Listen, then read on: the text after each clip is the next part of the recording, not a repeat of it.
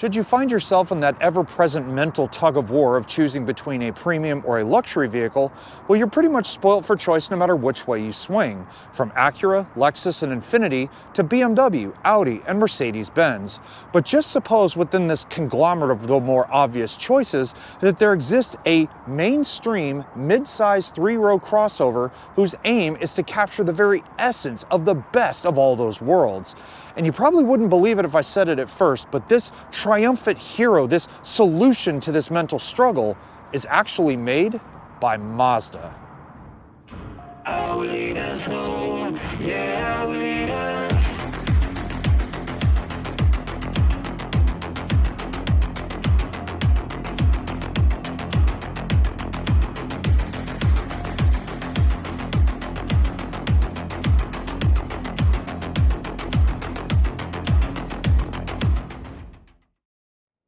Oh, but it's not just any Mazda though, because this is the 2025 CX90. And we haven't even got to the full title of this thing yet. And trust me, there is a lot to go through with this. Now, I know for those of you who have been with me for a while, this is not the first time you've seen me driving not only this platform, as I did drive the new CX90 earlier this year, but also ironically, at the very beginning of this year, I actually experienced the CX90 for the first time. Although in the midst of all of that, I was incredibly sick during that whole test drive. It was so hard to even focus on reviewing the vehicle that I honestly feel I didn't get the full experience. But now that I'm back to 100% and Mazda has sent me another example again with an even newer model year attached to it, oh, you can definitely bet the excitement is very, very real, but also a good bit of nervousness because while I said this may have the feeling or the presence of a luxury car, or dare I say just a premium vehicle, it also carries the price tag of one too, because this particular one right here, known as the Turbo S Premium Plus, which kind of sounds like they ripped off two trim level names from two other very high-end brands, well, it runs you about $58,000. And there is really no easy way for me to say that. Almost 60 grand for a Mazda. Well, I guess you could say the best way to tell if it really is deserving of being a premium or even a luxury car is to drive it. So, let's do that, shall we?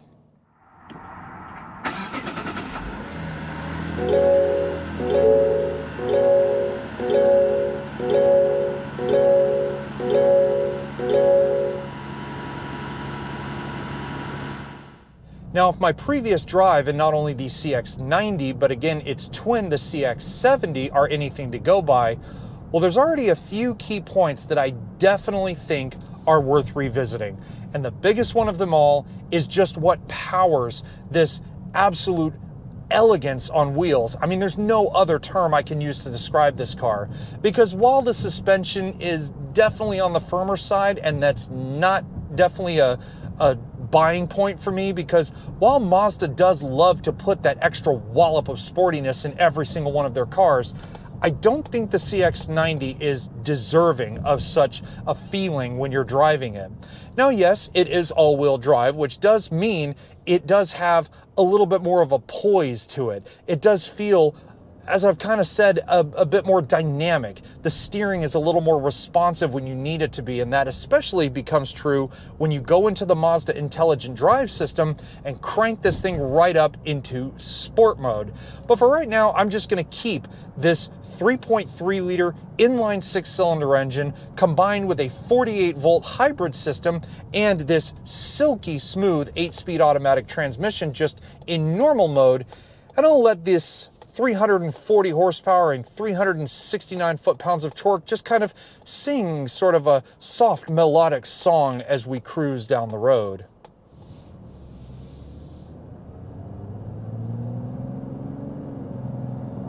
Oh, I don't know what it is, but there's something in the deepest part of my automotive emotions that just gets so excited hearing that beautiful engine note of an inline six-cylinder motor.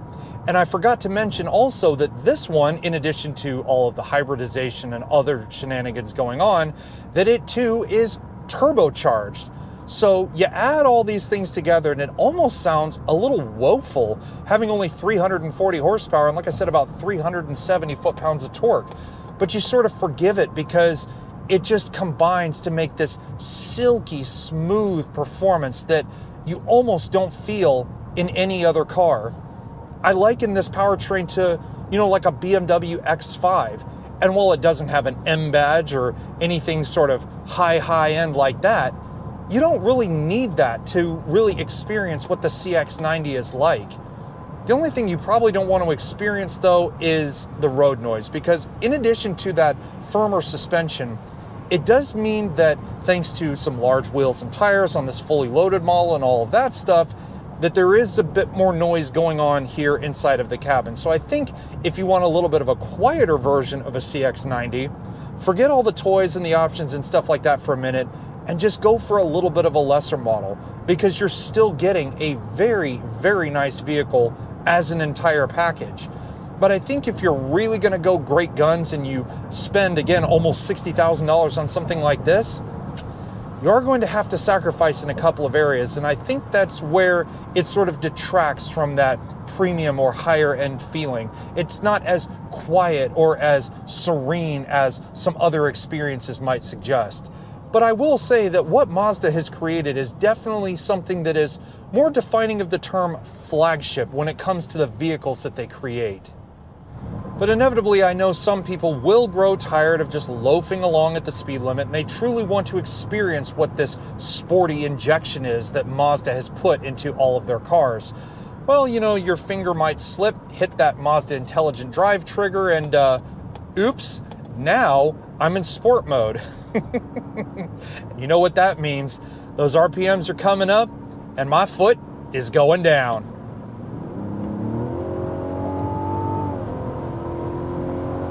Oh, yes.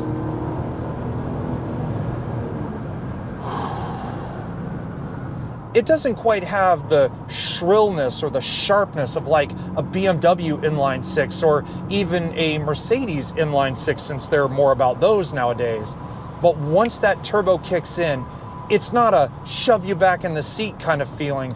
It's this beautiful wave of torque that you just ride all the way up to almost 7,000 RPMs.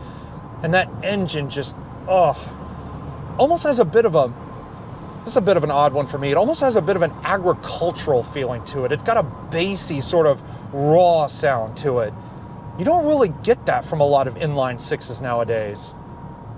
At the end of the day, though, even though the suspension might be a bit harsh and it's definitely not as powerful as I said, like a lot of its competitors might be, there's something about this car in particular that makes me feel completely different than any other time I've ever driven a family crossover. At slower speeds, it cruises along just effortlessly, and it's incredibly comfortable. I mean, forget the suspension for a second. Just being in here with excellent visibility, even with the sunshades down like right now, it feels like a car I could actually do quite a serious road trip in. If only Mazda would let me have a little more time with one of these, I could definitely say that driving one from here in Houston all the way to, say, my mom's house up in Dallas, I would have the time of my life driving one of these. Now, if you're still laughing from earlier, somehow thinking that a Mazda could have any form of a competitive edge against those other Japanese or European brands, well, there's more to that statement than just words, because it starts with a simple yet elegant profile. And I honestly think both the CX90 and its twin, the CX70, have the biggest presence of any modern Mazda. Even though they're all gorgeous, this one really takes it up a notch. From the thick chrome lacing on the shark nose grille and a gloss black insert to those elegant LED headlights with adaptive LED lighting, their own signature LED daytime running lights, and my favorite part, these LED turn signals hidden into the grille, which have a nice fade effect to them. It just adds a little something extra.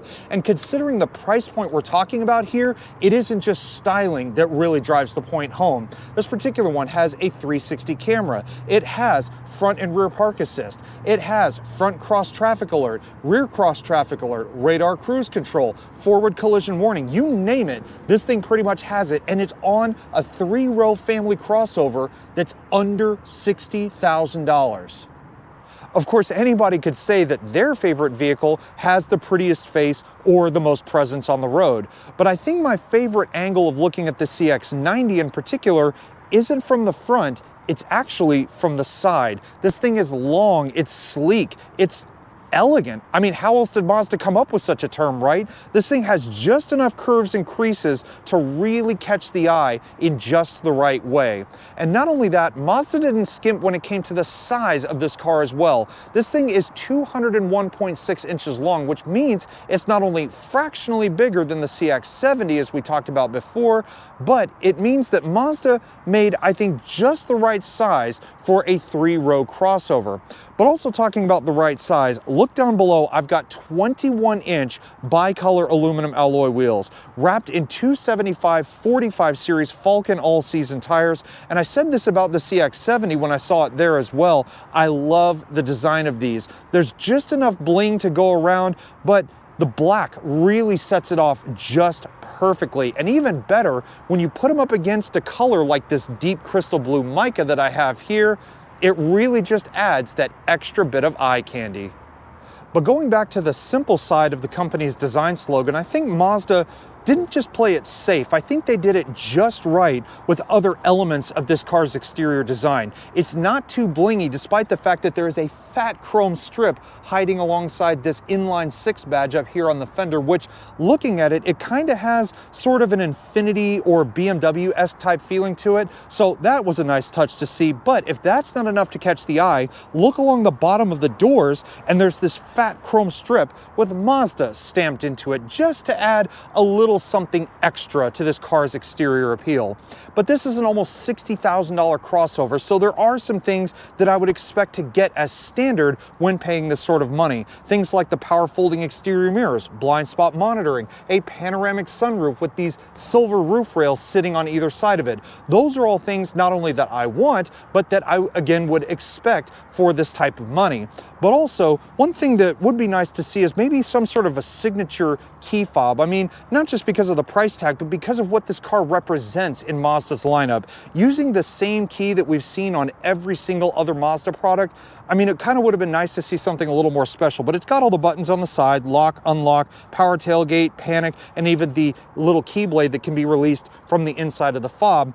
And I could go on about things like how you just grab the door handle as normal to get in, or just touch your finger to the side when you want to lock it. But I think the thing that's kind of been a little bit of an annoyance, but also kind of cool at the same time, is that when you turn this car off, let's say you've just pulled up in a parking spot, you get out, take the key with you, and automatically as you walk away, the car already knows the key is left and locks itself. Now, you would think with me singing such high praises about the CX90 being so elegant, that term would apply to every single angle you look at it. But unfortunately, we must talk about one thing that both this and yet again bringing the CX90 into the equation both suffer from, which is it doesn't really have a whole lot of definition back here. This patoot, if you want to call it, I mean, yes, it is a little bit bulbousy sort of up towards the top, but between this power tailgate and the rear bumper, there's just the tiniest little lip going between the two of them. And that doesn't really put my mind at ease from a safety aspect either, because if someone hits this rear bumper at any decent speed, not only is your rear bumper going out of sight, but your tailgate is saying adios at the same time. Not exactly the nicest feeling mentally for me. But just like the front, it has its talking points. So you have the LED taillights that are basically a replication of the lighting system in the front. So you have the fade effect LED turn signals to go along with it. You have the rear park assist, you have the rear cross traffic alert, and like I said, your power tailgate is standard on most models, which means if equipped in such a way, you don't even need to push the key or pull the latch underneath. You just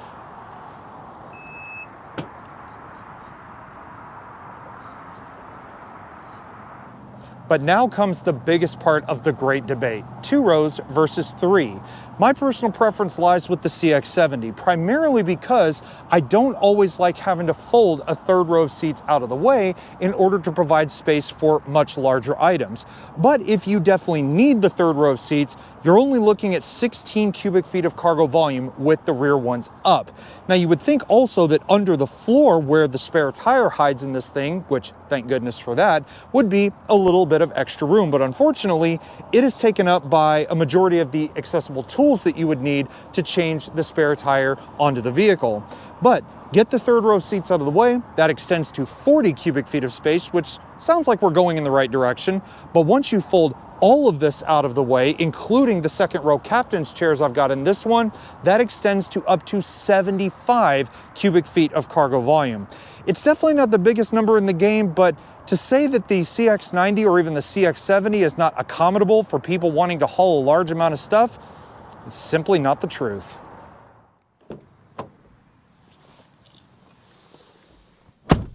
And if you're still sitting there thinking I'm talking a bunch of hoopla about this car qualifying as some kind of premium or luxury vehicle, let alone you just can't stomach the idea of paying almost $60,000 for a Mazda and not some much more prestigious badge, well, things like performance, exterior appearances, those are a bit more of a subjective thing. But you get yourself inside of this car's interior, and I promise you when I say this is one of the nicest mainstream interiors I've ever laid eyes on. And I said the same thing when I drove the CX70, which ironically had exactly not only the same interior layout, but exactly the same color. Now, Mazda calls it tan. I prefer to call it caramel because it is just the most delicious color I've ever seen. And I love how you've got Napa leather, you've got Alcantara, not only on the dash, but you've got leather and Alcantara in the seats, which are heated and ventilated standard on the model I'm driving right now. Not only that, you look in front of you, you've got this gorgeous 2-tone steering wheel that is heated, leather rimmed, and all the buttons are exactly where you want them, from your Mazda safety systems to your multimedia functions and even adjustments for the 12.3-inch liquid crystal display that acts as your gauge cluster. Even better, look up from there, you've got a massive heads-up display, which honestly, I think that's the best part of it all, not having to go between the gauge cluster and the heads up in order to see things like speed, your road sign recognition, things like that. Even better, I've got paddles on the back of the steering wheel. Okay, they're a bit small, and quite frankly, I haven't even used them during the time I've had this car already, but still it's nice to know that Mazda has more of that sporty edge that they keep wanting to inject into every single one of their cars. But you look towards the middle, and this is where it's been a little bit hit and miss for me, because on the dash, I have a 12.3-inch high-definition infotainment display. Now, of course, we know what's in there, right? Mazda's newest Connect infotainment system. But what confuses me, and I've said the same thing about a couple of the other vehicles that this system's been used in, is that they've made it touchscreen alongside having its own physical control station down here in the center console. But I think certain aspects of it could use a little bit of work. I've had some connectivity issues with using the wireless Android Auto, which there is also wireless CarPlay in here. Unfortunately, I haven't been able to try that one, but you have basically everything else. Mazda's navigation, which I honestly like using Google Maps regardless, but then this car comes with a factory BOSE audio system. And I will say that while I have my preferences with who makes different sound systems in here, I honestly cannot complain about the one in this car.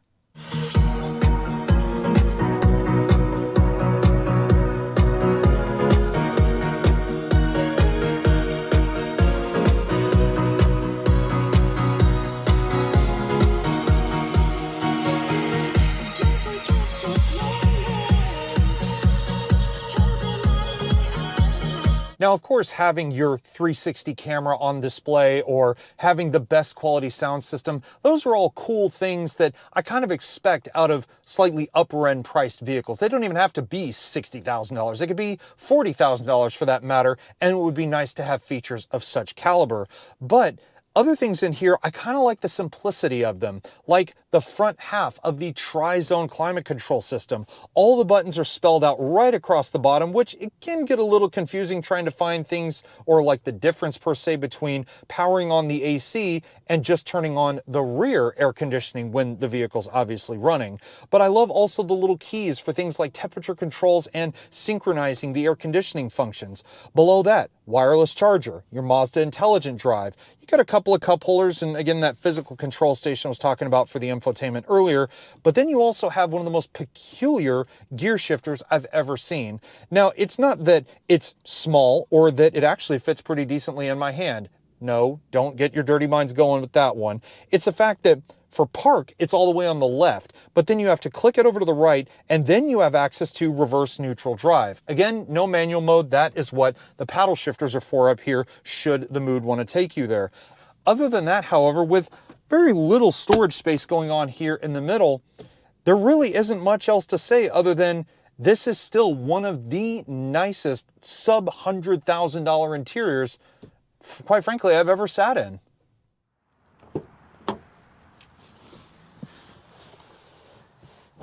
And if you're thinking that for under 60 grand, it's all business up front and no party in the back, well, get ready for this one, because in the back of this particular CX90, not only do I have a pretty decent amount of room going on, both for my head and obviously for my legs, even though with this car powered on, the front seat would scoot a little bit further away, so I'd have even more leg room, but it's honestly like being in almost like a movie theater kind of experience back here, because with the second row having captain's chairs, not only do I have my own little divider with its own separate little storage compartment here in the middle, I also have storage hidden underneath the middle console. I have two separate cup holders back here, but it gets even better. Remember, this car has a tri-zone climate control? Well, it isn't just having your own separate climate controls back here. These rear seats are heated and ventilated. So I get all the creature comforts of what my front occupants would get here in the second row.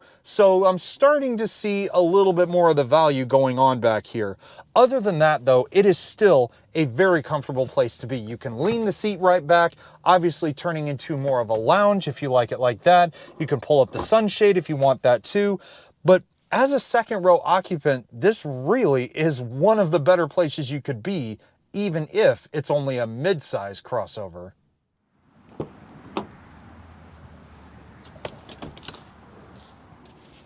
Unfortunately though, it's now time to demonstrate what I would say is the CX90's Achilles heel. And I know I'm not the only one to say this, but trying to get my 6-foot tall rear end, or I guess maybe 6'1" if the doctor says I'm a little taller than I'm supposed to be, here into the third row, well, with the seat up, I mean, obviously you can see I have a good bit of room back here, but if I pull it back, well, now my second row passenger is going to be very uncomfortable, because looking up in the second row, there is not much room for really anyone's legs up there with the seat in the position that it is in right now.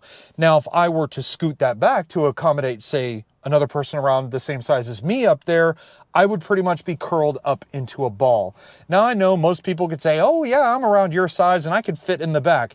But what's that going to do to your second row occupants? If you really want everyone to be comfortable in here, well, I would definitely say the third row is not the most optimal place to sit. And quite frankly, if you do decide to sit back here, your only creature comfort is one USB-C on either side. And on that note, this now concludes our review and drive of the 2025 Mazda CX90 Turbo S Premium Plus all-wheel drive. God, that's still a mouthful to say. But then again, I feel this is a car that is deserving of such a title.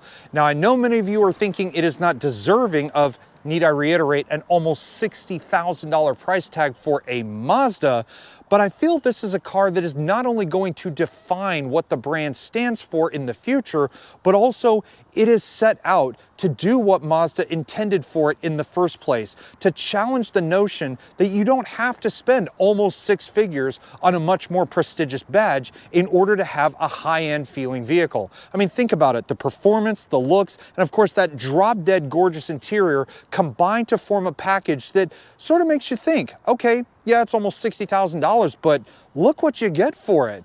But anyways, guys, if you've perhaps learned something about the new CX90, or perhaps you're stopping by this channel for the first time, do me a favor, give this video a thumbs up, and also while you're at it, hit the subscribe button down below, because trust me, without partnerships like Mazda USA on board, let alone people like yourselves, again, either stopping by for the first time or perhaps following these crazy long car reviews that I seem to do every single time, well, none of this would have been possible. But at the end of it, guys, I hope you enjoyed the review, and I will see you all in the next one. Take care, everybody, and stay safe.